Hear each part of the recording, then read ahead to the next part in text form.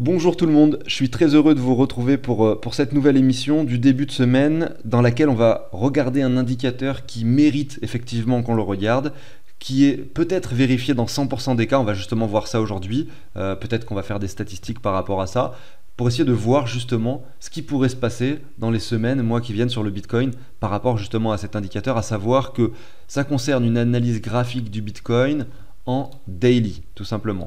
Alors, j'ai trouvé ça sur une actualité à la base, et finalement, j'ai approfondi les choses en faisant ma propre analyse dessus pour pouvoir en tirer mes propres conclusions. Donc, ça va être assez intéressant, je pense, comme émission. Et puis, bon, dans ce contexte où le marché stagne depuis déjà bien longtemps, avec, on le voit encore, un Ether qui chute et qui entraîne donc sur une 4e semaine consécutive une altcoin dominance finalement vers son point de support, qui est assez intéressant, notamment parce qu'on le sait, en ce moment, l'opportunité à saisir est probablement sur les altcoins après ces longs mois, presque années. Ici, on était en quoi? En septembre 2022, ouais, ça fait plus d'un an. En fait, ça fait un an pile que les altcoins sont en tendance baissière assez importante et on pourrait supposer que là, en fait, on puisse poser un bottom très prochainement sur l'altcoin dominance. Bref, c'est pas le sujet de l'émission du jour. D'ailleurs, ça, on va en parler dans les autres jours de la semaine. Pensez à vous abonner, à liker si le contenu vous plaît et si vous voulez pas manquer justement ces émissions quotidiennes. On va parler bien sûr au quotidien des altcoins et du Bitcoin. Moi, je vais vous passer la très très courte introduction. On se retrouve directement pour l'émission du jour. À tout de suite.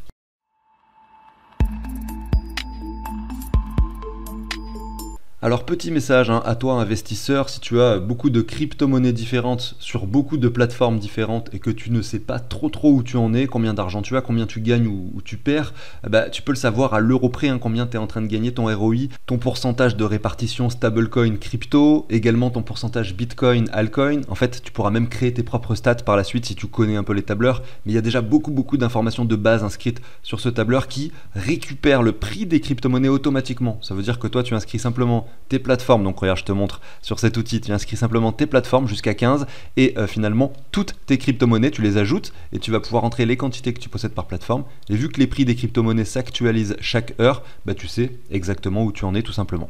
Tu as également une page pour mettre toutes tes transactions finalement par rapport à l'euro. Et ça te permet d'entrer tous tes investissements précédents que tu as déjà fait avec tes euros et pourquoi pas lorsque tu feras des reventes, connaître ta plus-value, tout simplement associée à ta transaction de revente. Voilà, donc si ça t'intéresse, je te mets dans la petite notif en haut à droite là une vidéo que j'ai créée qui explique beaucoup mieux l'outil que ce que je viens de le faire. Vraiment, tu as tous les détails de son fonctionnement. Également dans la description de la vidéo du jour et de toutes les vidéos d'ailleurs, plusieurs liens, notamment celui-ci, le premier qui t'amène sur le site de Crypto Organize. Et là-dessus, tu vas voir, tu as les différentes offres d'abonnement. En fait, l'abonnement, il te permet d'avoir l'accès à la base de données qui récupère automatiquement et actualise les prix des cryptos chaque heure, jusqu'au top 2000 crypto, tout simplement. Et tu as plusieurs offres d'abonnement avec un café par mois, un peu plus pour l'abonnement mensuel. Et ensuite, bien entendu, le prix est dégressif en fonction de la durée, tout simplement. Alors, je continue, je commence avec notre cher Bitcoin, que l'on va regarder en daily pour cette analyse, bien sûr, mais je vais commencer rapidement avec le weekly, avec un simple petit rappel. Ici, vous avez son graphique. On va se mettre en logarithmique, comme on aime bien le faire, pour avoir plus de précision, pour avoir plus de visualisation en tout cas, sur le long terme.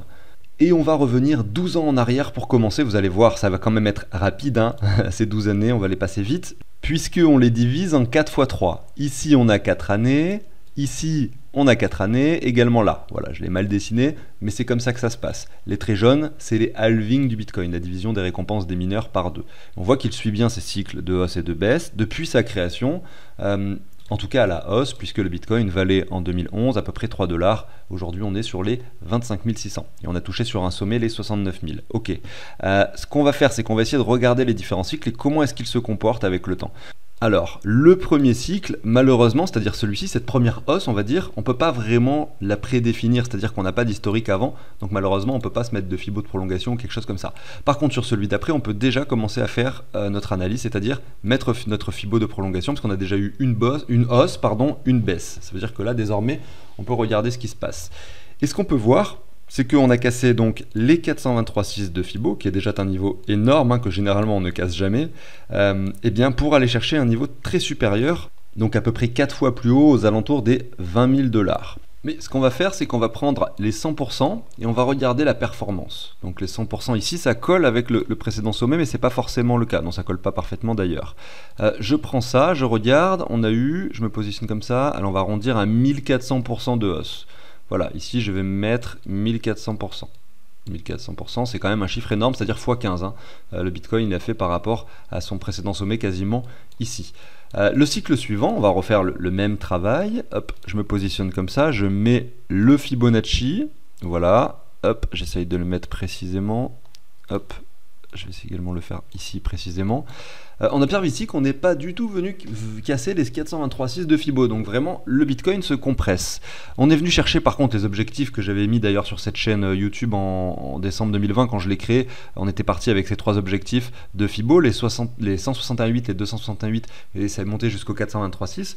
On a atteint les deux premiers à cet endroit-là, et si on prend pareil la règle par rapport aux 100% de Fibo, on observe qu'on est venu chercher sur le sommet approximativement 189, voilà, je sais pas si je suis hyper précis, on va arrondir ça à 200%. Donc si on a quelque chose de linéaire, eh bien ici on a 1400%, ici on a 200. La fois d'avant on n'avait pas assez d'historique, on n'a pas l'historique suffisant pour le faire. Eh bien on a fait une division par 7 du pourcentage de hausse par rapport aux 100% de Fibo. Donc nous maintenant, ce qu'on va pouvoir faire sur notre graphique, c'est qu'on va refaire le même travail, on prend le Fibo qui récupère la hausse du coup précédente jusqu'à cette baisse actuelle. On suppose que le point bas du Bitcoin, c'est donc les 15 000 qui ont été atteints en fin 2022, ici tout simplement. Vous voyez que je suis assez précis, hein, j'essaye de l'être en tout cas. Je pourrais mettre la règle, mais voilà, on est quand même pas à quelques euros près. Et donc si on divise 200 par 7, admettons que ce soit linéaire l'histoire, eh bien on aurait 28%. Tout simplement 28% en plus que les 100%, qui sont déjà les 82 000 $. Ce qui nous amènerait à un Bitcoin, je vais essayer de le faire, bon ben voilà, je l'ai fait en fait déjà tout à l'heure en off, à 105 000 $. Donc vous voyez qu'en fait, 105 000 $, ça correspond à peu près au niveau psychologique rond des 100 000, sur laquelle d'ailleurs nous avons mis notre trait vert, qui est forcément un niveau très intéressant pour revendre des cryptos. À savoir que même un niveau inférieur, vers les 90, 95, déjà il faut commencer à se poser des questions. Déjà parce qu'on a les 123 de Fibo, et en plus parce que peut-être que beaucoup de personnes vont vendre justement un petit peu avant qu'on atteigne les 100 000 par peur que finalement on rebondisse à la baisse trop fortement sur ce point-là, vous voyez. Donc c'est un niveau très intéressant, ce chiffre psychologique des 100 000, et on le voit également ici avec cette petite analyse. Alors on passe maintenant sur le Bitcoin en journalier, le prix actuel sur les 25 600 et le contexte graphique. Il y a quelque chose qui est intéressant, c'est que regardez ici, nous avons atteint cette zone de survente approximativement le 18 août, donc c'était il y a quelques temps, presque un mois déjà, et depuis finalement, le mois d'août jusqu'à maintenant le 11 septembre, eh bien nous avons un graphique du Bitcoin qui dessine une tendance baissière, une cassure par le haut qui n'a pas abouti, et une continuation, regardez, sur cette ligne de support très pertinente, qui se matérialise en parallèle sur le RSI par une forte divergence qui est quand même bien présente, avec un RSI qui monte extrêmement vite pour même être venu chercher les niveaux des 50 et aujourd'hui se trouver sur les 43 approximativement. Et donc nous, ce qu'on va faire, c'est on va regarder toute l'année 2022 et l'année 2023, vous allez voir, ça va être quand même assez rapide, et regarder finalement les dates auxquelles ce phénomène-là s'est produit, c'est-à-dire une divergence en daily très prononcée avec un aller-retour en zone de survente, tout simplement. Et on va regarder ça donc pour 2022-2023, et on va également regarder ça pour le bear market précédent, qui était celui qui s'est déroulé entre 2018 et 2020, grosso modo.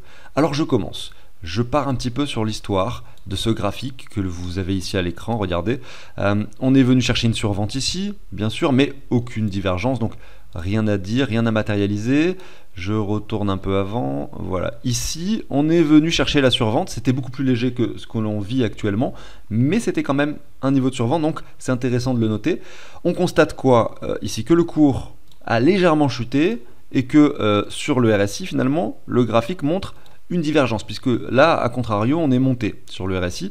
Et qu'est-ce qui s'est passé par la suite? Ça a mis du temps, mais dans un premier temps, on est passé des 16 aux 18 000 pour finalement matérialiser un W plus long terme et une poussée du Bitcoin jusqu'aux 25 000. Donc là, on valide. Finalement, la dernière fois qu'on a eu un phénomène qui représentait un peu le graphique qu'on a actuellement, même si c'est jamais exactement pareil, vous le comprenez bien, eh bien, ça s'est confirmé à cet endroit-là. C'était en novembre 2022. Je retourne encore en arrière, voir Où est-ce qu'on était? Voilà, là on était en juillet. Voilà, là pareil, on a eu quelque chose d'intéressant qui s'est produit. Alors, qu'est-ce qu'il s'est passé? On est venu en survente, vous le voyez, donc là on retourne en juin 2022. Là c'était vraiment le gros crash, il y a eu Terra Luna, l'histoire avec la DeFi, plus personne n'avait confiance en la DeFi pendant cette période, toutes les cryptos ont pris extrêmement cher, c'était le plus dur du bear market selon moi. Ici on est venu chercher la zone de survente, et ce que l'on constate c'est que, regardez, on a ici un cours qui, vous voyez, est en légère tendance haussière, avec un RSI, on va essayer de constater ça également, qui est en hausse. Donc là, vous voyez, on ne va pas pouvoir prendre en compte cette occurrence, tout simplement parce que ça ne se vérifie pas. Donc je vais retourner maintenant sur le bear market encore précédent, parce que là ensuite il y avait le marché haussier, ça ne va pas nous intéresser. On va reprendre le contexte actuel. On sait qu'on est à 219 jours du halving suivant. Voilà, on peut le voir sur Binance Academy, il vous donne le nombre de jours avant le prochain halving. Donc c'est assez intéressant aussi de constater ça, et ça va nous permettre de faire le rapprochement avec justement le bear market précédent et le contexte. Donc je vais enlever ce rectangle qui va peut-être nous gêner. Je retourne ici, hop, et on va essayer de regarder en daily, voilà les fois où nous sommes venus en survente au niveau du RSI. Alors on a eu une occurrence ici, voilà, aucune divergence, c'était le crash Covid, c'était vraiment un aller-retour très rapide à cet endroit-là. On a eu ce niveau-là, voilà, ici on en a une, on va pouvoir le faire je pense ensemble. On a fait un aller-retour sur la zone de survente, on a eu, regardez, le RSI qui monte, ici au niveau du graphique du RSI. Au niveau du cours, on a eu un prix qui descend, tout simplement. On est venu chercher la zone de survente pour rejoindre les 50 assez rapidement. Et ce qui s'est passé ensuite, c'est un Bitcoin qui était passé des 6600 $ aux 10 000 $. Simplement quelques jours, semaines, les jours, semaines qui ont suivi. Voilà, donc là, c'est encore une occurrence qui fonctionne. Donc déjà, on en a vu deux, finalement, des cas similaires, finalement, au contexte actuel par rapport à cette petite analyse de RSI, qui ont fonctionné pendant le bear market actuel et le précédent. Je retourne maintenant encore avant. À cet endroit-là, qu'est-ce qu'on observe? On observe un cours qui descend et un RSI finalement qui monte. Regardez, on peut même aller jusqu'à la ligne suivante, donc ça veut dire qu'on peut prolonger un petit peu cela. Voilà. Donc on est allé assez profond ici, hein. C'était vraiment, regardez, un aller-retour assez bas, et c'est vrai que le RSI nous disait, ah c'est bizarre, hein. Regardez, on a cette divergence qui se dessine, elle a été confirmée par là, la divergence, derrière on est venu chercher un niveau supérieur, mais vous voyez que là c'est pas quelque chose de très flagrant. Sur le contexte moyen terme, la tendance générale était restée baissière. Mais sur le court terme, effectivement sur le daily, ça s'est quand même vérifié puisque le Bitcoin est passé des 7400 aux 10 000 $ justement, avec également cette divergence que l'on a à l'écran. Donc pour moi, c'est validé également, même si, comme je le dis, le contexte général moyen terme, il était plutôt baissier ici. Donc c'est assez mitigé celui-là comme occurrence, mais bon, c'est intéressant de le noter. On revient maintenant encore en arrière, et la fois où on a touché une zone de survente très importante, c'était ici, lorsque on était au plus bas du bear market, c'était la panique totale. Et qu'est-ce qu'on peut voir? On peut voir que le RSI a touché un point extrêmement bas à cet endroit-là, que le cours clairement continue à descendre jusque-là, pendant que le RSI, lui, finalement revenait tranquillement, hein, sur sa zone classique, avant d'aller chercher un peu plus haut sa zone des 50 par la suite. Donc vous voyez que là également il y a une divergence qui était bien matérialisée, et de la même façon ça a mis du temps à se construire avant d'avoir la hausse. Donc on dézoome maintenant sur le graphique et on va faire quelque chose que je trouve très intéressant. C'est, on a vu donc qu'on est à 219 jours du halving, on va pouvoir classer ces différentes occurrences sur le scénario de la temporalité, sur le contexte précis dans lequel nous nous trouvons. Donc 219 jours, on est à 219 jours du halving, donc ça veut dire que ça va se produire le 17 avril, d'après Binance Academy, d'après d'autres finalement sources que j'ai pu regarder en off. Ce qui veut dire que si je reprends 219 jours par rapport au cycle précédent, et au halving du 11 mai 2020, eh bien regardez, on arrive ici. Ça veut dire que là, grosso modo, on avait eu une occurrence pile poil 219 jours avant le halving. Donc finalement, dans le contexte dans lequel nous sommes. Maintenant, la chose très intéressante, c'est que si je prends, regardez cette occurrence qui avait eu lieu lors vraiment du bottom au niveau du prix du Bitcoin, on était à 523 jours. Et regardez, si je retourne maintenant sur notre graphique actuel et que je prends également l'occurrence du bottom potentiel, puisqu'on n'est pas sûr que ce soit le bottom, les 15 000 $, bon, on suppose quand même que ça pourrait l'être, eh bien on a à peu près la même durée. Regardez, alors je vais essayer d'être précis, 520 bars au lieu de 523, enfin on voit bien que je suis pas précis à la barre près, mais les similitudes en sont presque étonnantes ici, hein, vous le voyez quand même, c'est assez intéressant. Donc du coup, qu'est-ce que je peux en conclure de tout ça? Simplement que là on a des similitudes très étonnantes entre le bottom du Bitcoin de ce cycle et le précédent. On est sur la même temporalité par rapport au halving. Dans les deux cas on a eu, alors je reprends ce cas là, dans les deux cas on a eu notre divergence en daily qui s'est traduite par une hausse par la suite, après la construction d'un W également dans les deux cas. Maintenant regardez, on est à 219 jours, et si on reprend 4 ans avant 219 jours, on avait eu aussi finalement RSI qui avait plongé en zone de survente en daily avec la divergence qui s'était dessinée. Là, une très faible hausse avant finalement une troisième occurrence peu de temps après. Par la suite, on a eu le crash Covid qui pourrait tout à fait ne pas se produire. Un contexte comme c'était le cas effectivement en 2020 a peu de chances de se reproduire. Enfin, en tout cas, c'est une sorte de black swan, quelque chose qui est assez rare en fait sur les marchés. On a vraiment fait un aller-retour au niveau du prix. Eh bien, ça pourrait finalement ne pas se produire. On pourrait avoir un scénario comme au cycle encore précédent, c'est-à-dire en 2015, où on monte tranquillement mais sûrement, finalement, jusqu'à notre halving, avant d'avoir une certaine petite peur qui s'opère, et la hausse suivante et le bull run. Donc, c'est ça qu'il faut comprendre. Maintenant, pour en revenir vraiment sur la globalité de cette vidéo, espérer un Bitcoin à 1 million de dollars, c'est complètement illusoire. Voilà, il faudrait être complètement fou pour penser que lors du prochain cycle, le Bitcoin atteindra les 1 million de dollars, parce que vous risquez d'être très très déçu. Maintenant, imaginez un Bitcoin qui dépasse les 69 000, ça c'est tout à fait envisageable. Les 82 000, les 100 000, c'est, on va dire, la limite haute pour moi, que j'aimerais bien, pourquoi pas, qu'on atteigne. Maintenant, voir le Bitcoin jusqu'au 120 000, pourquoi pas, c'est faisable. Mais voilà, les 186 000 déjà, c'est une target pour moi qui commence à devenir tout à fait inimaginable par rapport à tout ce qu'on a vu aujourd'hui, notamment cette première partie d'émission dont on a parlé. Maintenant, pour en revenir sur le très court terme, grosso modo, on va faire ça, on va reprendre un petit peu cette occurrence que nous sommes en train de peut-être de vivre en ce moment, à 219 jours du halving. On a vu un Bitcoin qui nous avait dessiné à l'époque une hausse de 42%. Si je répercute ça sur le graphique actuel, ça nous amènerait, et là on va voir un petit peu, je n'ai aucune idée du chiffre que ça va donner parce que je ne l'ai pas fait avant, 42%, ben voilà. Franchement, je sais pas pourquoi j'avais en tête ce chiffre, je sais pas vous, mais depuis le temps qu'on en parle des 36 000 dollars, je sais pas si on y arrivera un jour, mais c'est la zone de liquidité qu'il faudrait venir à chercher en fait, tout simplement. Là on a le creux, donc le creux je sais pas s'il est pas un peu plus haut, mais les 36 000 dollars en fait c'est notre niveau de résistance très intéressant, qui probablement fera rebondir le Bitcoin à la baisse si on l'atteint.